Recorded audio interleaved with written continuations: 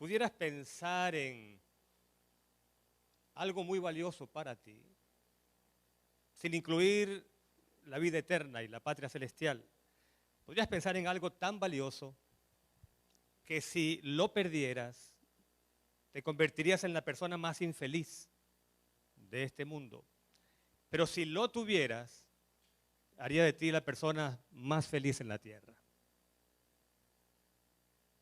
Es una pregunta muy fácil, ¿verdad? Después de la vida eterna, la salvación, que es por supuesto lo más importante para todos nosotros, ¿qué podría ser aquello que si lo perdieras te haría muy infeliz? Si lo tuvieras, la persona más feliz. Un autor llamado Fulton Sheen, ya fallecido por cierto, dice que cualquiera sea la respuesta que demos a esta pregunta, estamos hablando de lo que él llama el valor supremo. El valor supremo. Y sin intentar entrar en largas definiciones, básicamente el valor supremo es aquello que más amamos. A ver, ¿qué es el valor supremo? Lo que más amamos. Sea que consciente o inconscientemente así ocurra, e independientemente de que eso que más amamos sea de verdad valioso. Porque esa parte hay que aclararla. ¿Podría ocurrir que el valor supremo de una persona no sea algo muy valioso o sea algo no muy valioso? ¿Puede ocurrir eso? Sí, puede ocurrir. De hecho, ocurre a menudo. Como puede ocurrir que el valor supremo de una persona no sea el mismo que el valor supremo de otra persona. Un ejemplo muy sencillo de la vida ordinaria. Para muchos el valor supremo es el deporte. Fútbol americano, por decirlo así. Aquí el fútbol americano genera pasiones. Y de hecho el evento Super Bowl, que se lleva a cabo una vez al año, genera más atención que cualquier otro evento en los Estados Unidos y también mayor rentabilidad. Sin embargo, para otras personas el fútbol americano no significa gran cosa. De hecho, yo ni siquiera lo entiendo. Varias personas me lo han explicado y yo me pongo a ver allí y no logro entenderlo. Mi deporte favorito, en cambio, es el béisbol, pero para otros no lo es. No es mi valor supremo, por supuesto.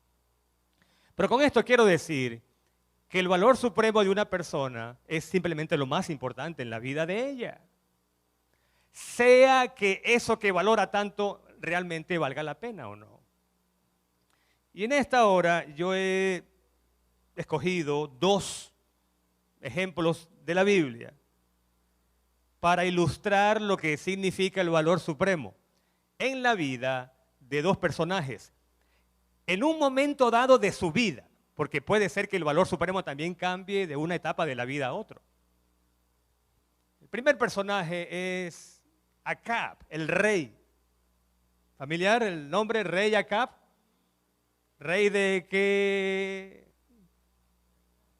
país, nación? Israel. Y muy conocido porque su esposa era muy famosa, muy notoria, mejor dicho, Jezabel. En un momento de la vida de Acab, y noten que estoy insistiendo mucho en eso de que en un momento, porque no creo que toda su vida su valor supremo haya sido una viña, un viñedo. A ver, ¿quién recuerda el nombre de ese viñedo del cual Acab literalmente se enamoró perdidamente? Nabot, hijo de Jezreel. En un momento de su vida, Acab se enamoró de la viña de Nabot.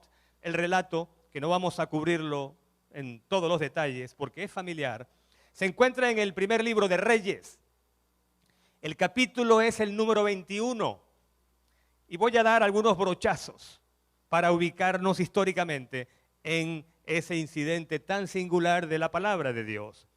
Resulta que un día ya Acab no soportó la tentación de ofrecer a Nabot riquezas a cambio de su viña. y abordó, es decir, se acercó a Nabot. Y en el versículo 1, 2, presenta su oferta. Te pagaré lo que sea. Si quieres otra viña, te daré una viña mejor. Pero ¿qué respondió Nabot? Versículo 3. Noten cómo el valor supremo para Nabot constaba o radicaba en otro factor. Dice Nabot a la oferta de Acab: líbreme Jehová de darte yo la herencia de mis padres. Ok, ¿qué valor tenía la viña para Nabot? ¿Un valor comercial? No, no era un valor comercial, era un valor sentimental. O sea, no importa lo que me des, no la voy a vender. Noten la expresión, líbreme Jehová, una forma de decir, ni se te ocurra, porque por mi mente jamás pasará la idea de vender lo que es algo tan valioso para mí, la herencia de mis padres. Y dice el relato, como si fuera un niño regañado, a quien le llegan su juguete favorito, se marchó, dice el versículo 4, Acab a su casa, triste y enojado. Mire, dice el relato que se acostó y ni siquiera comió. O sea, así de mal se sentía el hombre. Así de mal se sentía. Pero entonces alguien se dio cuenta de ese estado era un estado de depresión, literalmente. Era depresión lo que tenía. Tristeza en grado sumo, pero su esposa Jezabel se dio cuenta. Y aquí que Jezabel era una de esas mujeres que llaman de armas tomar. O sea, para ella no había obstáculos, mucho menos si quien estaba de por medio era el rey de Israel. Noten la respuesta que Jezabel le da a Acab cuando él le explica qué fue lo que pasó. Y entonces le dice ya versículo 7, ¿no eres acaso tú el rey de Israel? Levántate, come y alégrate. ¿Y qué promesa le hace? Yo te daré la viña de Nabot. Ahora, ella no estaba hablando por hablar. No eran sandeces, no eran simplemente expresiones gratuitas. Yo te daré la viña significaba que ella, por cualquier medio, la iba a lograr, la iba a conseguir. Bueno, el relato ustedes lo conocen, por lo menos algunos. Básicamente, ella echa mano de cualquier recurso. Soborna testigos, escribe cartas a los ancianos y simplemente les dice lo que deben hacer. Acusen a Nabot de haber proferido maldiciones, no solamente contra el rey, sino contra Dios. Bueno, y ustedes saben en Israel de ese tiempo, ¿qué pecado era ese? Pecado de blasfemia. Y el pago era muerte por apedreamiento. Y en efecto eso fue lo que ocurrió con el pobre Nabot. Falsos testigos dijeron que en verdad había blasfemado contra Dios, contra el rey. Juicio sumarial, de inmediato. Lo que no pensaba, ni siquiera por su mente cruzaba, por la mente de acá, era el pensamiento de que un testigo, otro testigo, quien toma nota de cada acción, buena y mala, estaba tomando nota de todo lo que estaba ocurriendo. Y no había disfrutado Acab de la viña, de su juguete nuevo, cuando Dios envió a su profeta de nombre, ¿quién recuerda el nombre? Elías. Y la apariencia de Elías ya era temida. Cuando muchos lo veían decían, ay, ay, ay, ¿qué cosa pasará? Y en efecto trajo palabra de Dios, y no eran palabras buenas para Acab. Tú le dirás a Acab, versículo 19, así ha hablado Jehová, no solo has matado, sino que también has despojado. Y volverás a decirle, así ha dicho Jehová. Wow, lo que viene ahora tiene que haber hecho temblar las piernas de Acab. En el mismo lugar donde lamieron los perros la sangre de Nabot, los perros lamerán también tu sangre, tu misma sangre. Una forma enfática de decir, sangre, tu sangre, no otra. Juicio de Dios, si ustedes leen el capítulo 22, que no lo vamos a hacer, la profecía se cumplió con terrible exactitud. Ok, segundo personaje. Saulo de Tarso. Noten que no digo Pablo, Digo, Saulo de Tarso. ¿Cuál era el valor supremo de Saulo de Tarso? ¿Qué era aquello que al tenerlo lo hacía sentir el ser más feliz, realizado, orgulloso, pero de perderlo lo convertía en el ser más infeliz? Es el valor supremo. Bueno, vamos a escucharlo a él hablar allá en Filipenses, una epístola que él mismo, ya convertido en el apóstol Pablo, escribió a los cristianos de Filipos. ¿Qué era aquello que más valoraba, que le daba sentido a su vida? Hablando de Saulo de Tarso. Bueno, vamos a ir directo. Capítulo 3 de Filipenses. Vamos a comenzar en el versículo 5. Sin circuncidado, él está hablando de sus raíces hebreas. Y pareciera destilar orgullo mientras habla. Porque dice, fui circuncidado al 8º día del linaje de Israel, de la tribu de Benjamín, hebreo de hebreos. Si leemos ese mismo pasaje en una versión que se llama Nueva Versión Internacional, dice, del pueblo de Israel, de la tribu de Benjamín, hebreo de pura cepa. Tremendo. Hebreo de pura cepa. Hebreo de hebreos. En cuanto a la ley, ¿qué dice? Fariseo. Y ahí parece destilar ese orgullo. Fariseo. En cuanto a celo, perseguidor de la iglesia. En cuanto a la justicia que se basa en la ley, irreprochable. Ahora, permítame, antes de seguir leyendo, un pequeño paréntesis. No había estado en sus manos haber nacido de padres hebreos. Él no tuvo ningún control sobre eso, ¿verdad que no? Tú no tienes ningún control sobre quiénes son tus padres, el país donde naces. Así que como que no había mucha razón para que él sintiera orgullo de algo sobre lo cual no tuvo nada que ver. Pero sí tuvo mucho que ver con las decisiones que él tomó, porque él escogió ser fariseo. Pudo haber sido saduceo. Los fariseos eran los hebreos más estrictos. Se enorgullecían de cumplir la ley de Moisés. No estamos hablando de los 10 mandamientos. De la ley ceremonial al pie de la letra. En lo más mínimo. De hecho, la palabra fariseo significa separado. Fariseísmo significa separatismo porque ellos se separaban del común. No se mezclaban con la chusma. Eran especiales. De hecho, no eran muchos porque ellos se consideraban clase aparte. Y se separaban del grueso, de la mayoría, para poder cumplir con esas múltiples demandas de la ley ceremonial. En cuanto a celo, un autor, él se llama William Barclay, dice que para un hebreo de ese tiempo, lo más grande y lo más importante era el celo de ser hebreo y el celo de su religión. Y el mayor celo del apóstol, bueno, en este caso era todavía Saulo, ¿cuál era su mayor celo? O sea, ¿cómo puede alguien decir, mi mayor celo, o sea, aquello de lo cual me enorgullezco más es perseguir a la iglesia? ¿Pero cuál iglesia estaba persiguiendo él? A la iglesia cristiana.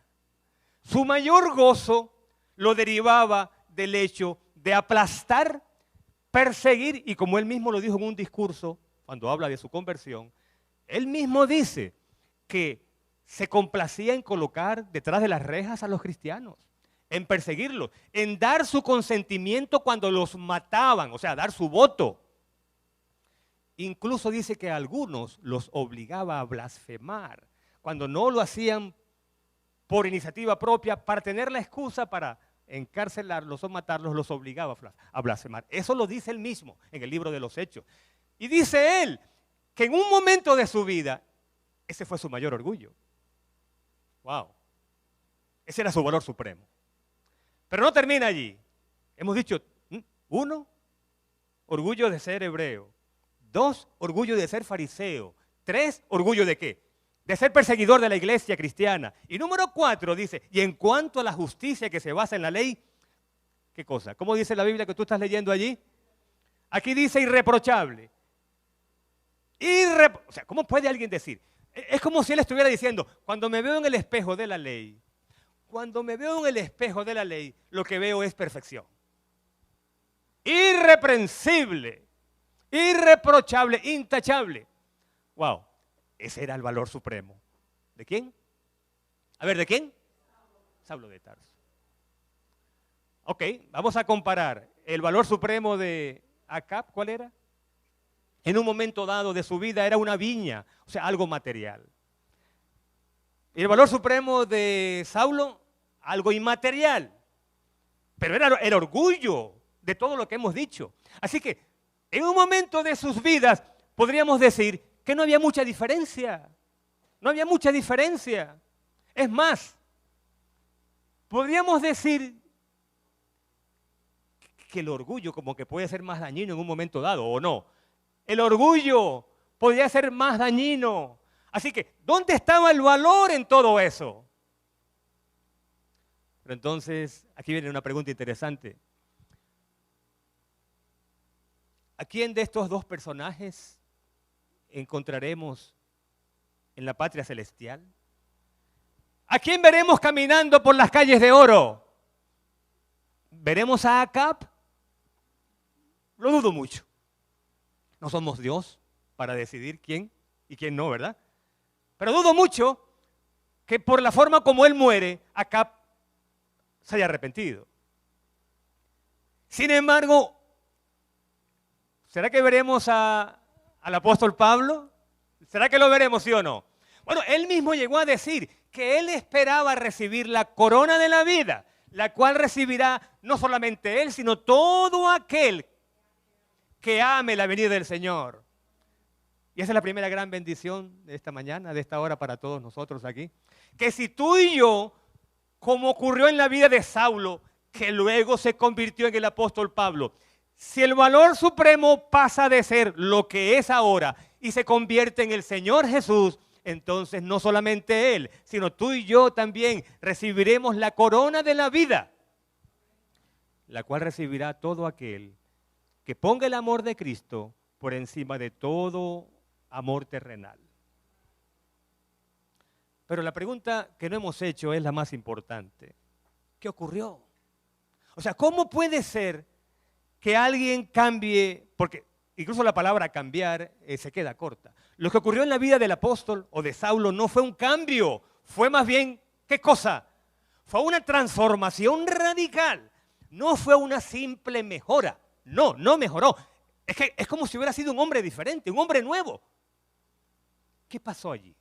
Bueno, él mismo lo dice. Y lo dice a través de dos figuras o imágenes bien interesantes. La primera de ellas está allí mismo en Filipenses. La segunda la vamos a buscar en la lectura bíblica de 2 de Corintios 5. Pero vamos a la primera, porque allí mismo está. Noten, Filipenses capítulo 3. Y el versículo es el número 7. Hay un pero allí. Y ese pero es grandioso. Es como si él estuviera diciendo, todo eso era yo. En un tiempo, mi valor supremo era, ya veremos la palabra que él usa. No la voy a usar todavía. Pero, hubo en tu vida un día cuando ese pero ocurrió, que venías por una dirección, pero algo grande ocurrió. ¿Ocurrió contigo? Por eso estamos aquí hoy. Pero, noten, el lenguaje es del mundo comercial. Si hay algún financista aquí que maneja activos y pasivos, debe y haber, ganancias, pérdidas. Noten el lenguaje comercial. ¿Cuántas cosas eran para mí ganancia? Las he estimado como pérdida. Por amor. No es a Cristo, dice por amor. Bueno, ¿cómo dice tu versión? Aquí dice de Cristo. Porque hay una diferencia. Porque no es que él amaba a Cristo. No fue el amor de él hacia Cristo lo que cambió las cosas. Fue el amor de Cristo. ¿Nos estamos entendiendo? Fue el amor de Cristo lo que cambió las cosas para él. ¿Qué era para él? Vamos, como dos columnas. El libro de contabilidad. Yo no soy contador, pero ok, he visto esos libros. Libro, 2 asientos contables. Hermano Camargo conoce bien esto. Ahí, la columna de los, para él eran créditos. ¿Cuáles eran los créditos? Los activos, ¿cuáles eran? ¡Oh! Hebreo de hebreos. Hebreo de pura cepa. Eso era para él el crédito. Perseguidor de la iglesia, celoso, fariseo. ¡Wow! Pero dice él, todo eso, pero enteramente todo eso, para mí ahora es pérdida. Y ahora viene esa palabrita. Escuchemos ahora, versículo 8.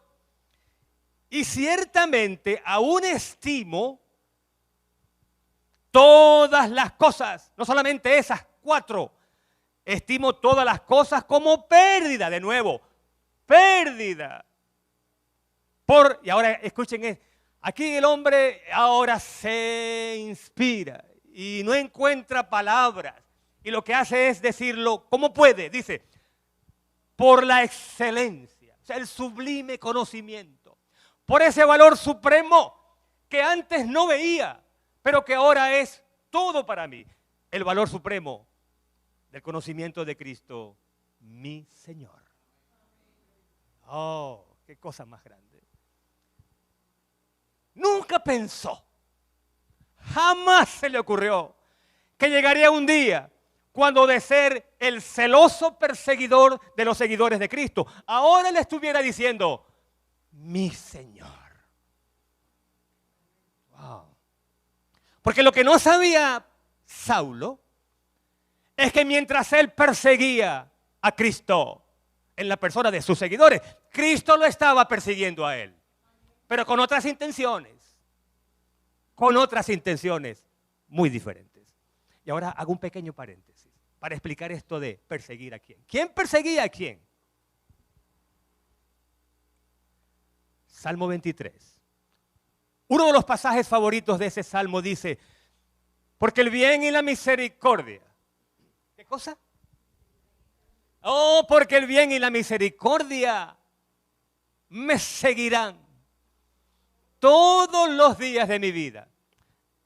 Ahí no estamos hablando en griego, esto es Antiguo Testamento, esto es hebreo. Y un estudioso del Antiguo Testamento ha dicho, esa traducción, porque el bien y la misericordia me seguirán, esa traducción no refleja todo lo que el hebreo dice. Porque en hebreo, dice este autor, la palabra que en español aparece como me seguirán, debería decir, este erudito señala, debería decir, porque el bien y la misericordia, porque tu amor y tu misericordia me perseguirán todos los días de mi vida. Oh, y la diferencia es del cielo a la tierra, porque lo que este autor está diciendo es algo muy sencillo. En la vida del apóstol Pablo, Saulo de Tarso, al igual que en tu vida, el amor de Dios nos ha perseguido todos los días, todos los días. Y le dimos la espalda en un momento dado. Y lo ignoramos. Y en otro momento lo rechazamos abiertamente. Y Él siguió detrás de nosotros. Perseveró. Insistió. No hizo caso. O hizo caso omiso de nuestros desplantes. Hasta que nos arrinconó. Y entonces, no hallando hacia dónde más ir, tuvimos que decir, Señor, Señor, ya estoy convencido de que me amas. Me lo estás demostrando de 1000 maneras. No puedo rechazarte más. Aquí está mi corazón. Te pertenece. Eso es lo que ha ocurrido. Ninguno de nosotros ha sido fácil. En su momento cada uno le dio la espalda a Dios.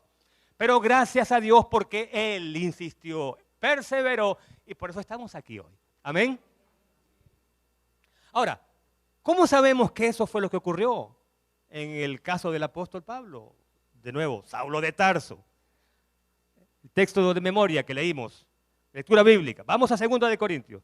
Y noten el vocabulario que usa el apóstol aquí. La primera figura, repetimos, fue del ámbito de las finanzas, ganancias y pérdidas, dice Pablo. Pero ahora la imagen es de otro mundo, es como del mundo de las emociones, de los sentimientos. Y ya vamos a ver por qué. De nuevo, 2 de Corintios, capítulo número, ¿qué número dije? Capítulo 5. Y el versículo es el 14. Y ahora ahí nos vamos a tropezar con un versículo que conocemos muy bien y que repetimos muy a menudo, pero muchas veces sin saber exactamente qué significa esa palabrita. Vamos a buscar allí y poner en pantalla 2 de Corintios 5, 14. Porque en mi Biblia, y creo que en la tuya quizás, dice, ¿cómo dice allí? Porque el amor de Cristo nos constriñe. Pero ¿qué significa esa palabra? Constreñir.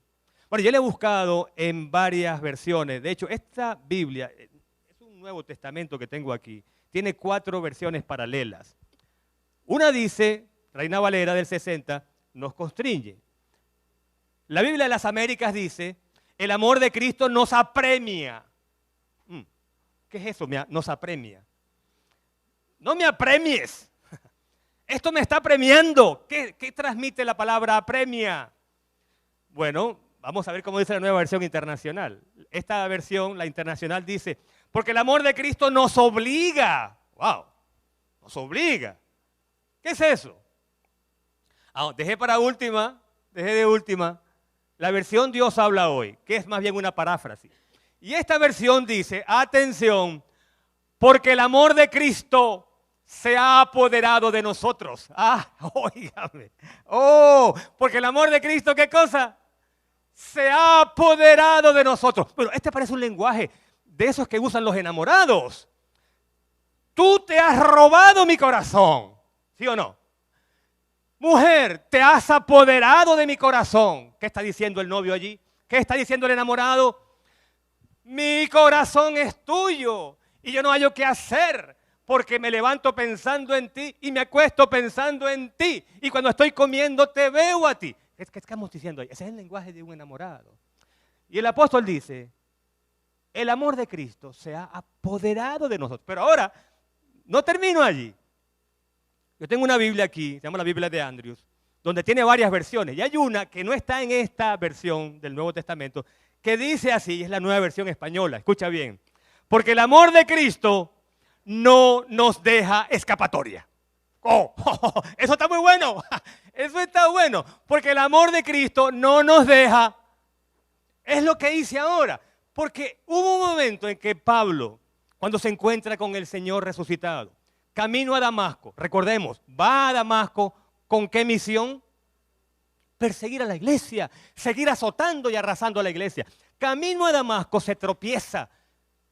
O sea, aquel a quien él perseguía lo está persiguiendo a él, porque va con él a Damasco hasta que dice, ya, tiempo suficiente, y ahora se aparece delante de él una luz resplandeciente, el caballo relincha, él cae, y entonces se produce ese diálogo famoso. Saulo, Saulo, ¿por qué me persigues? Dura cosa te es dar coces contra el aguijón. Conocemos la historia, pero llega el momento en que Pablo entra como en reclusión y empieza a estudiar las profecías y empieza a ver cómo las profecías del Antiguo Testamento, a quien él les da todo el crédito del mundo, en quienes él cree, o en las cuales él cree, comienza a ver cómo cada una de ellas se cumple en la persona de Jesús. Y comienza a ver cómo Isaías 53, como oveja fue llevado ¿a dónde? Al matadero y él no abrió su boca. Y comienza a ver que aquel a quien él ha perseguido en forma sanguinaria e inmisericordia en la persona de sus seguidores, comienza a ver que ha dado su vida precisamente por amor a él. Y comienza a verse retratado en aquellos a quienes él vino a salvar. Y como lo dice el texto en su forma metafórica, yo me imagino que en un primer momento él no aceptó que eso era así. Tuvo que tratar de eludir, de evitar que así fuera, porque él sabe que está persiguiendo precisamente a los seguidores de este supuesto Mesías. De comprobarse que es el verdadero Mesías, él aparece como culpable. como culpable de muerte de gente inocente. Sus manos entonces van a estar manchadas de sangre. Por lo tanto, él rehúye la conclusión que cada vez se hace más clara ante sus ojos. Y es la conclusión de que ese a quien los judíos crucificaron era el Hijo de Dios. Y que había venido a morir por él también.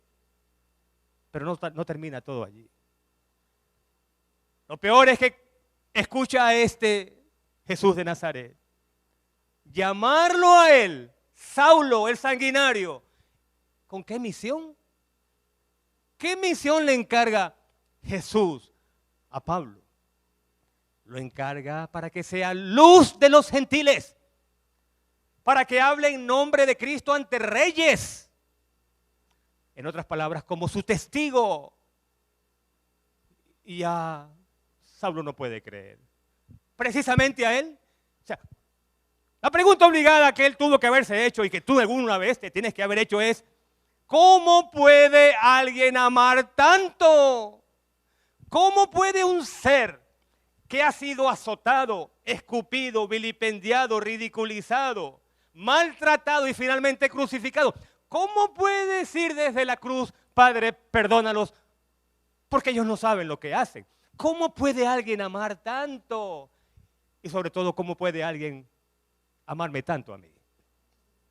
Y entonces, literalmente, el amor de Cristo, ¿qué fue lo que hizo? Mientras él estudia y ve señales de ese amor, pero del amor por él como pecador y de su perdón, ¿qué pasa con Saulo? En un momento se sintió arrinconado, apremiado, hasta que tuvo que llegar el día en que dijo: Señor, ya no puedo más. De verdad, acepto que tú me amas y que no hay en este mundo un amor más grande que el tuyo. Por eso es que él dice, y aquí está la lectura que no completamos, en Filipenses, el capítulo número 3. A ver, ¿cómo fue que dijo? Capítulo 3. Ciertamente aún estimo todas las cosas como pérdida por la excelencia del conocimiento de Cristo Jesús, mi Señor. Y ahora, aquí viene. Por amor a Él. Ahora sí es el amor de Pablo hacia Cristo. Antes era por amor de Cristo. El amor de Cristo me constriñe. Pero ahora dice: por amor a Él lo he perdido todo. Y todo lo tengo, aquí está la palabrita. Y todo lo tengo por basura. Ese celo que me llevó a perseguir a gente inocente, ese celo es basura.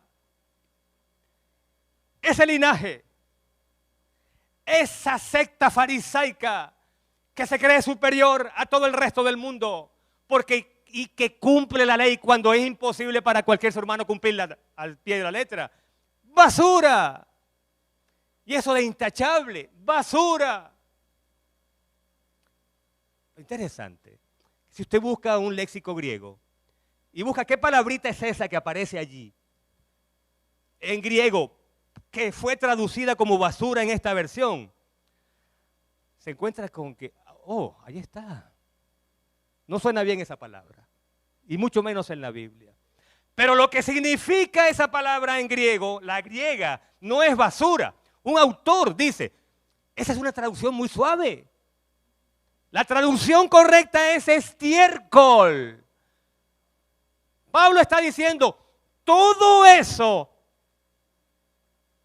que una vez sentí que era lo que le daba sentido a mi vida, que valoraba más que cualquier otra cosa en el mundo, que me motivaba a actuar, a levantarme en la mañana, a luchar, y que le daba sentido a mi vida, todo eso, al compararlo con el sublime amor de Cristo, es como estiércol. Y lo dice la Biblia. Yo no lo diría, pero ahí está. Esa es la traducción correcta. Ahora, mucho cuidado. Pablo no está diciendo aquí que el amor de nuestros amigos es basura, que el amor de un cónyuge por otro es basura, o el amor de entre padres e hijos. No, no, no. No, no, no.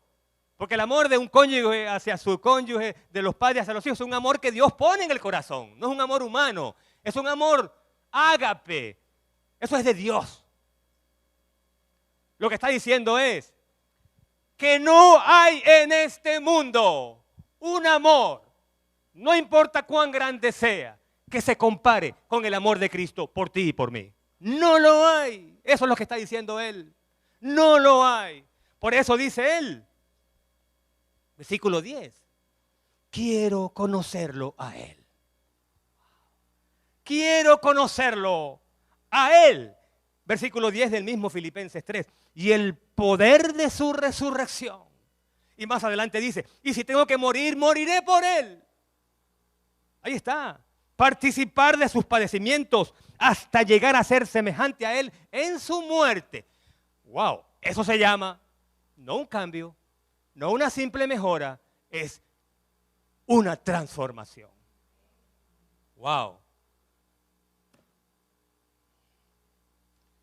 La pregunta que tenemos que hacer antes de terminar es, porque es una pregunta obligada. O sea, no podemos leer esto o escuchar de esto y no hacer esta pregunta. La pregunta es, ¿amo yo a Cristo de esta manera? Es decir, al comparar mis amores, al comparar lo que yo amo en este mundo, que hay muchas cosas que amo. Mi esposa, mis hijos, mis nietas, mis amigos, mi ministerio. Hay tantas cosas que son valiosas.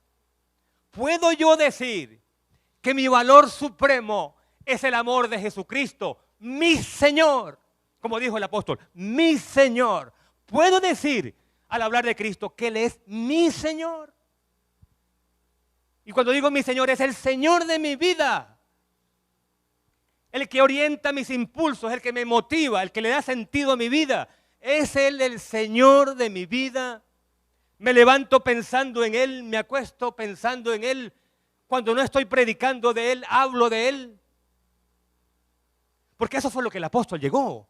A eso llegó. Tanto que él pudo decir, para mí, el vivir es Cristo. En otras palabras, yo sigo viviendo. Claro que sigo viviendo. Pero esto que ustedes ven aquí, este cuerpo, esta mente, pertenece a Él. Y no voy a hacer nada que le desagrade a Él. ¿Por qué lo dice? Porque si seguimos leyendo 2 Corintios 5, en lugar del 14 al 17, dice allí que si alguno está en Cristo, nueva criatura es. Las cosas viejas son historia, pasaron, ahora todo es nuevo. Ahora lo que antes amaba, lo odio. Ese pecado que antes amaba, que me movía el piso, ya no lo hace. Porque lo que antes odiaba, ahora amo. Amo al Señor y las cosas del cielo. Ese es Pablo hablando. Tanto así que llega el día en su vida en que él llega a decir, con Cristo yo estoy juntamente crucificado. Es decir, cuando él murió en esa cruz, es como si hubieran crucificado mis viejas pasiones. A Saulo lo crucificaron también. A Saulo lo crucificaron. Y ahora nació Saulo, nació Pablo. Y dice, ya no vivo yo. ¿Qué dice? ¿Qué más? Más vive Cristo en mí. Y lo que ahora vivo en la carne, lo vivo por fe. Por la fe en el Hijo de Dios. El cual me amó y se entregó a la muerte por mí. Wow. Oh Dios. No tienes que responder públicamente, esa respuesta tienes que darla para ti. Y yo también tengo que hacer lo mismo, pero creo que debo decir públicamente que yo siento que no he llegado allí. Y quizás me falta mucho para llegar allí. Como para decir que ya no vivo yo, sino que es Cristo quien vive en mí. Por eso quiero decirle al Señor en esta hora que lo que Él tenga que hacer para que el amor a Él sea en mi corazón supremo, que lo haga, que tiene mi permiso. Y le quiero pedir en esta hora Y noten la palabra que voy a usar. Le quiero pedir que de alguna manera invada mi corazón. Porque no es fácil que yo abra las puertas, me he dado cuenta. Es como teoría. A veces decimos, sí, Señor, tú estás tocando la puerta, yo voy a abrir. Pero es como una teoría. Y si decimos, amamos a Cristo, claro, lo amamos, pero es el amor supremo en mi vida, el amor de Cristo. Por eso, a veces conviene decir, Señor, invade mi corazón. Invade. Porque si dependiera de mí, probablemente esa puerta nunca se va a abrir de par en par. O quizás se abrirá, pero habrá algún cuartito o algún rinconcito que todavía tenga un letrero que diga privado. En otras palabras, no puedes entrar allí. Puedes recorrer todo mi mente, mi corazón, pero ese cuartito es privado. Invade mi corazón, Señor. Y algo más, otra palabra fuerte. Hasta creo que puedo decir, no solamente invade mi corazón, desaloja